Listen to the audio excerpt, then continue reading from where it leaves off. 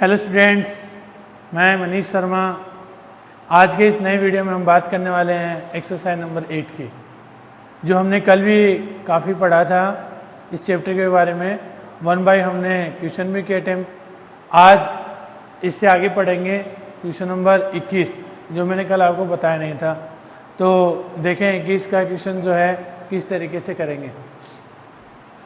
यहाँ पढ़ें, एक झील में पानी के तल से 20 मीटर ऊंचे बिंदु ए से, चलिए ये एक झील है और इस झील के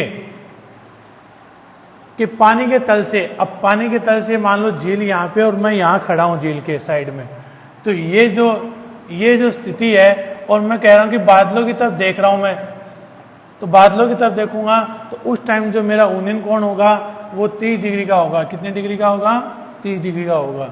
एक बार फिर से देखिएगा, उसने बोला है कि मैं जब धरातल पे खड़ा हूँ तो धरातल के बाद में मैं जैसे ही बादलों की तरफ देखता हूँ तो जहाँ पे जो कोण बनेगा वो 30 डिग्री का बनेगा, उन्नयन कोण। यदि झील में मैं अगर बादलों की प्रतिबिंब देखूँ, अगर मैं झील के अंदर अपने उसमें बादलों की प्रतिबिंब को देखूँ तो वो मेरा क्या होगा? अवनमन कोण होगा। तो अवनमन कोण हमें कितना देर का है? 60 डिग्री। ये 60 होगा तो ये भी क्या होगा? यहाँ पे 60 डिग्री होगा। तो इसने पूछा है कि बिंदु ए से बादल की दूरी ज्ञात करें, मतलब हमसे ये पूछा इसने, ये दूरी ज्ञात करनी है हमें।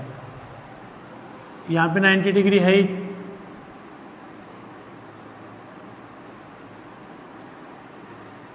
तो करना क्या, देखें दिया हुआ क्या है, पहले वो लिख लेते हैं। दिया है कि PQ H मीटर,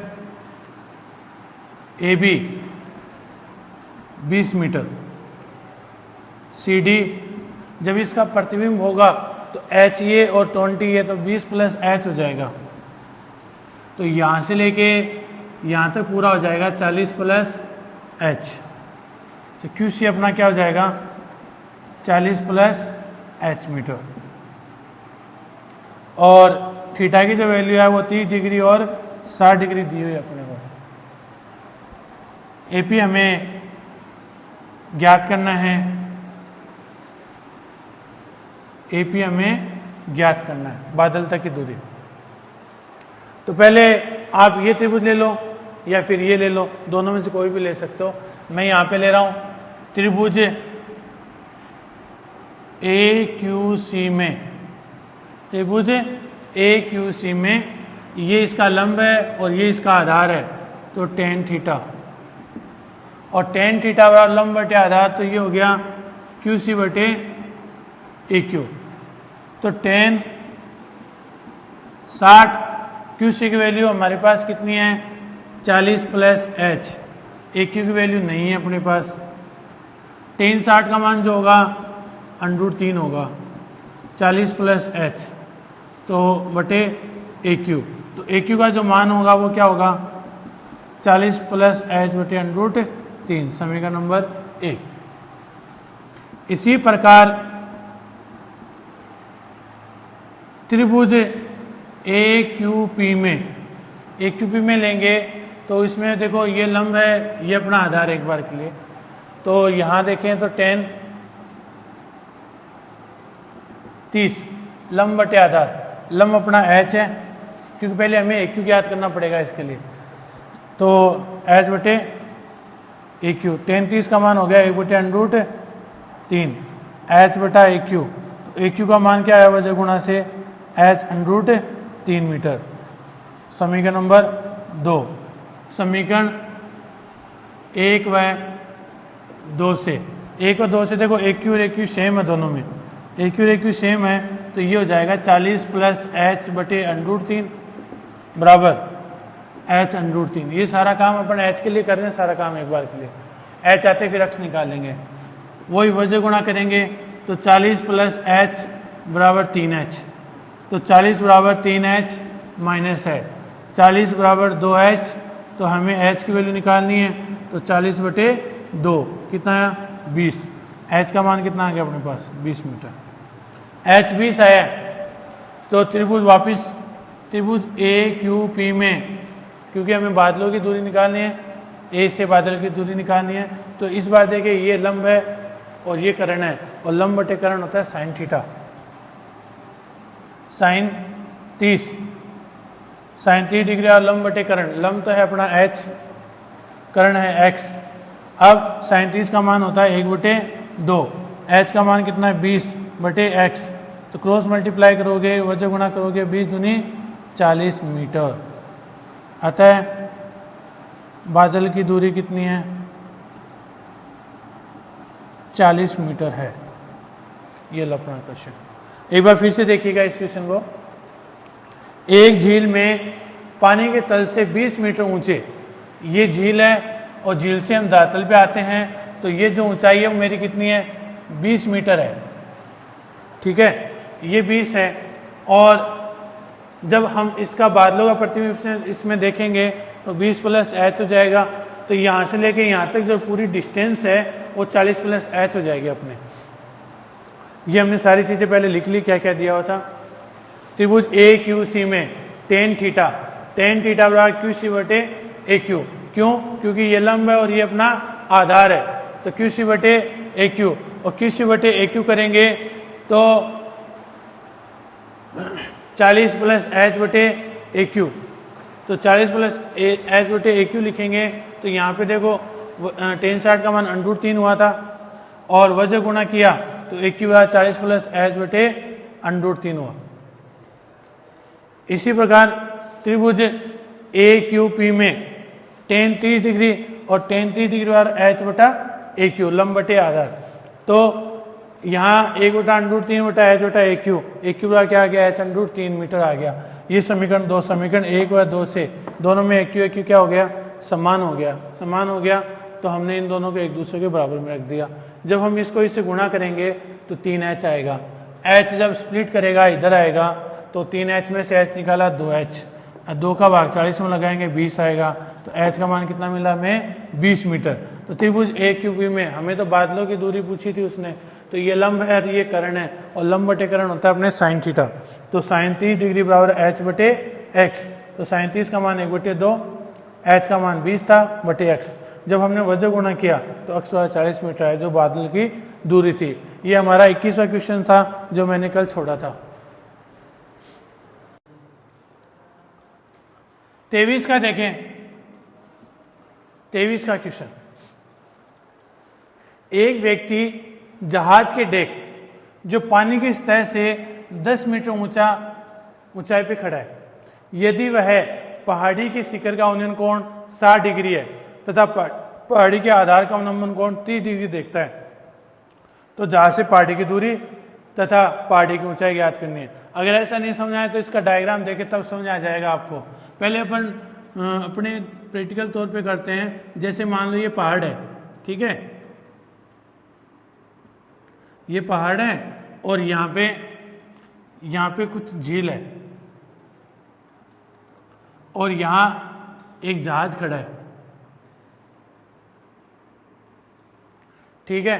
तो जहाज की डेक मतलब जब वो जहाज की डेक जो पानी की सतह से 10 मीटर ऊंचा है, इसने बता दिया कि ये जो ऊंचाई है ना, इसने यहाँ से लेके जहाज की जो ऊंचाई बताई पानी की सतह से वो 10 मीटर बता दी।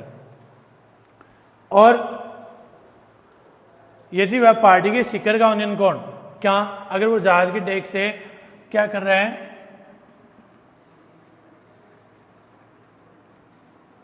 इसका उन्नयन कोण बता रहा है कितने डिग्री का?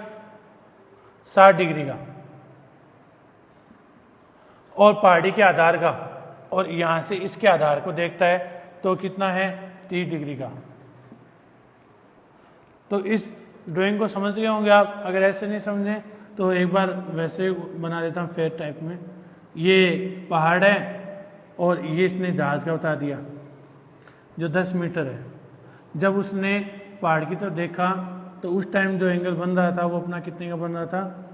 60 डिग्री का। लेकिन उसके आधार की तरफ देखा ना उसको, तो उस टाइम उसका बना 30 डिग्री का अवलंबन कोण। कितने डिग्री का अवलंबन कोण? 30 डिग्री का। ये ड्राइंग बन गया अपना ABCDE। समझ गए होंगे। तो देखें क्या करना है। अगर ये 10 है तो ये भी कितना होगा? 10 होगा। इसको हम h मान लेते हैं, इसको x मान लेते हैं। दिया हुआ क्या है, दिया है कि CD तो है x मीटर, DE जो जहाज की डेक से ऊंचाई 10 मीटर है, पहाड़ी की ऊंचाई, पहाड़ी की ऊंचाई 10 + h हो गई। तो पहले अपन कोई भी त्रिभुज ले सकते हैं, चाहे त्रिभुज AB लो चाहे CBE लो। तो त्रिभुज ABE में, त्रिभुज ABE में ये लंब है, ये इसका आधार है, तो tan थीटा, tan 60 लंब बटे आधार h बटे x। tan 60 का मान क्या होता है, √3 h बटे x। तो h की वैल्यू क्या आ गई अपने पास, x√3 मीटर, x√3। इसी प्रकार त्रिभुज कौन सा ले लेंगे अब, CBE। त्रिभुज CBE में, और त्रिभुज CBE लोगे तो वही ये लंब है, ये अपना आधार है tan थीटा, tan 30 लंब बटे आधार 10 बटे x। tan 30 का मान कितना होता है, 1/2, सॉरी tan 30 का मान हो गया √3, 10 बटे x। वजह गुणा किया तो x बराबर 10 √3 मीटर आया। ये अपनी समीकरण 1 थी, ये समीकरण नंबर 2। समीकरण 2 को 1 में रखने पर, 2 को 1 में रखोगे तो h बराबर 10 √3 गुणा √3, 10 गुणा 3 हो गए, और 10 ત્યાં कितना हो गए, 30 मीटर। 30 मीटर तो अपनी ऊंचाई आ गई, सॉरी 30 तो यह। अब पहाड़ी की ऊंचाई पूरी कितनी हो गई, पहाड़ी की ऊंचाई 30 + 10, क्यों, क्योंकि इतनी तो हमें 30 मिल गई, 10 ये मिल गई, तो धरातल से लेकर ऊपर तक शीर्ष तक देखें तो पूरी ऊंचाई कितनी आ गई, 40 मीटर आ गई। ये पहाड़ी की ऊंचाई आ गई।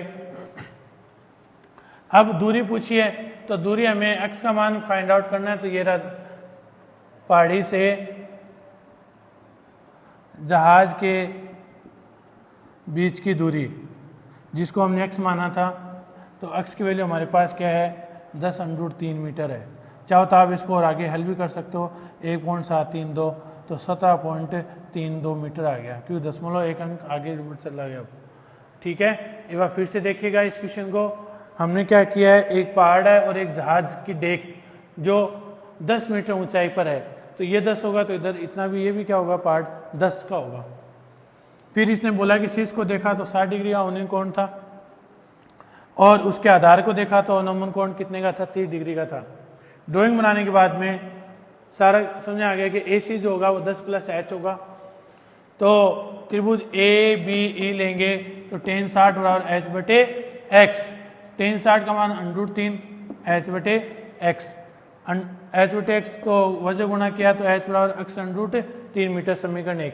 इसी प्रकार त्रिभुज CBE में वही लंब बटे आधार tan 30 बराबर 10 बटे x, तो tan 30 का मान 1/√3 बराबर 10 बटे x, वजह गुणा किया तो x बराबर 10 √3 मीटर आया। समीकरण 2 मिल गई। समीकरण 2 को 1 में रखा हमने जैसे ही, तो 10 √3 गुणा √3, √3 3, 10 को 3 से गुणा किया तो 30 मीटर आया। तो पहाड़ी की ऊंचाई आई अपने पास 30 + 10 कितना आ गया, 40। पहाड़ से जहाज के बीच की दूरी हमने पहले ज्ञात कर ली थी 10 √3, तो √3 का मान 1.732 होता ही है, तो इसका मान 17.32 हो गया। ये अपना 23वां क्वेश्चन था। अब अपने 24वां क्वेश्चन करेंगे, वो देखो कैसे। 24वां क्वेश्चन देखें। 24वां क्वेश्चन मैंने आपको पहले ही बता रखा है, फिर से बता देता हूँ किस तरीके से, थोड़ा सा अलग है बस। एक 12 मीटर ऊंचा पेड़ तेज हवा से इस प्रकार टूटता है कि, 24 का देखें, मान लो ये पेड़ है, आंधी की वजह से जब उसने, इस बार उसने क्या किया, पहले वाले पेड़ में जो था क्वेश्चन उसमें उसने हाइट नहीं दी थी, उसकी हाइट पूछी थी अपने से। इस बार क्या बोला, इस बार मैं ऐसा करता हूं कि मैं पेड़ की हाइट तो चलो देख लेता हूं पहले, अब टूटेगा नहीं टूटेगा वो तब की बात देखेंगे। तो इसने पहले क्या बोल दिया, चलो मैं इस बार मैं इसको काउंट करके रखता हूं, और इस बार उसने काउंट करके रखा तो 12 मीटर का पेड़ पाया उसने। ठीक है, अब 12 मीटर का पेड़ पाया उसने, अब वापस आंधी का सीन बनता है, आंधी आती है और आंधी आने के बाद में वो वापस पेड़ टूटता है और उसी तरीके से टूटता है ये। और देखें आप, एक ही पेड़ 2 बार गिर गया। पहले वाले में उसने उसकी हाइट नहीं दे रखी थी, इस बार हाइट पूछ ली थी, इस बार हाइट दे दी, तो कुछ और ही काम करने वाला है कि टूटने वाला हिस्सा कितने का है वो पूछना चाह रहा है। तो देखिएगा ये 12 है और हम इसको मान लेते हैं h, तो ये इतना इतना क्या रह गया, 12 माइनस h रह गया कि नहीं रह गया। जब हम इसको h मानेंगे तो ये 12 माइनस h होगा। ठीक, अब जो पेड़ इधर आके गिरा है तो जो 12 माइनस h था वो इधर आके आ गया बस। और यहाँ पे कोण कितने का बन रहा था, यहाँ पे कोण 60 डिग्री का बन रहा है। ठीक है, तो ये हमें दे रखा है। तो इससे पूछा है जमीन के साथ 60 डिग्री कोण बनाती है, ये जो अपना पेड़ गिरा था ऊपर से ऐसे आकर के, तो 60 डिग्री कोण बनाती है। ज्ञात करें कि तेज हवा से पेड़ जमीन से कितनी ऊंचाई पर टूटा था। अब इससे पूछा है कि ये पेड़ जो एक्चुअल में है वो कितनी ऊंचाई से जाके टूटा था। भाई मुझे इतना पता है, ये 12 है, मान लो ये 5 है, तो ऊपर वाला पेड़ कितना जाके टूटा होगा, 7। क्यों, अगर ये 7 होगा तो ये 5 होगा। एक तरीके से ऐसे करना है। तो त्रिभुज ABC ले लेते हैं। दिया हुआ क्या है, पेड़ की ऊंचाई कितनी दे दी, 12 मीटर। पेड़ की ऊंचाई 12 मीटर है और AB h मीटर माना है और AC 12 माइनस h ये भी हमने माना है। अब त्रिभुज ABC में त्रिकोणमिति अनुपातों से देखो, ये लंब दे रखा है, ये करण देखा है और लंब बटे करण होता है साइन थीटा। साइन थीटा बराबर लंब बटे करण h बटे 12 माइनस h। ठीक है, क्योंकि इस बार एक ही कोण दे रखा है, हम इसको एक पॉइंट से ज्ञात कर लेते हैं। अब साइन थीटा का मान क्या दे रखा है यहाँ पे, साइन 60 डिग्री। लंब बटे आधार तो दे रखा था h बटे 12 माइनस h। साइन 60 का मान होता है √3 बटे 2 h बटे 12 माइनस h। वजह गुणा कर दो, वजह गुणा किया तो √3 12 माइनस h। 2 को ऐसे गुणा किया तो 2h। √3 को 12 से गुणा किया तो 12 √3। √3 को ऐसे गुणा किया तो h √3 2h। तो 12 √3 बराबर 2h प्लस h √3। अब इसमें देखा जाए तो कॉमन क्या रहा है, h को मना रहा है, तो 2 प्लस √3 आ गया कॉमन आते 12 √3। तो h रहा क्या आएगा, 12 √3 बटे 2 प्लस √3। क्या करेंगे, परिमेयकरण। परिमेयकरण करोगे तो देखिए क्या होगा, 12 √3 2 प्लस √3 गुणा 2 माइनस √3 और 2 माइनस √3 ये आया। अब 12 √3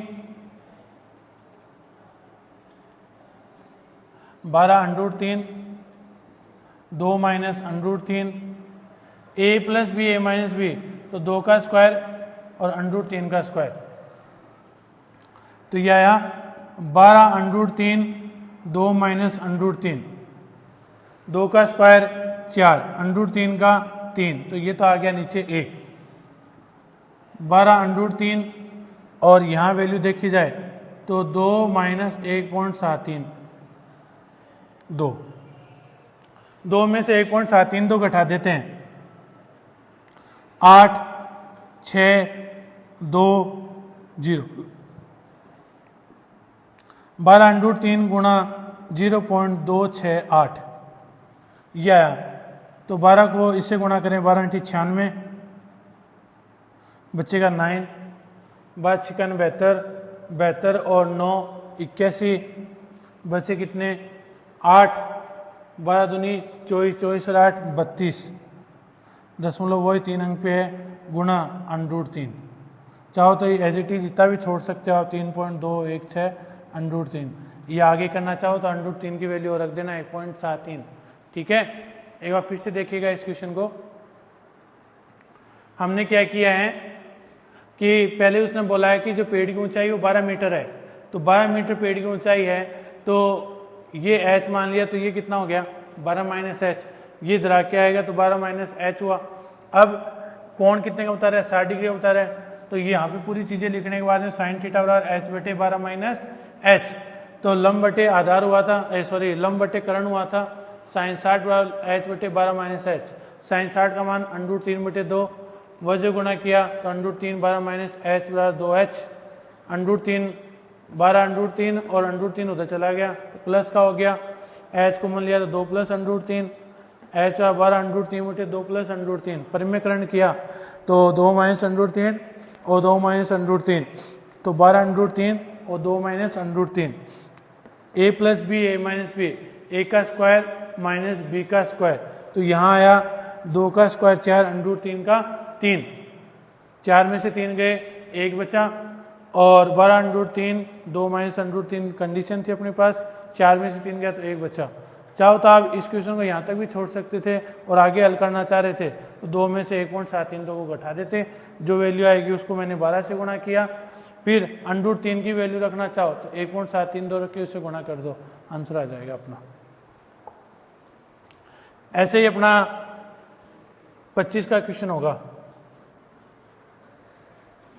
ऐसे अपन 25 का क्वेश्चन करेंगे।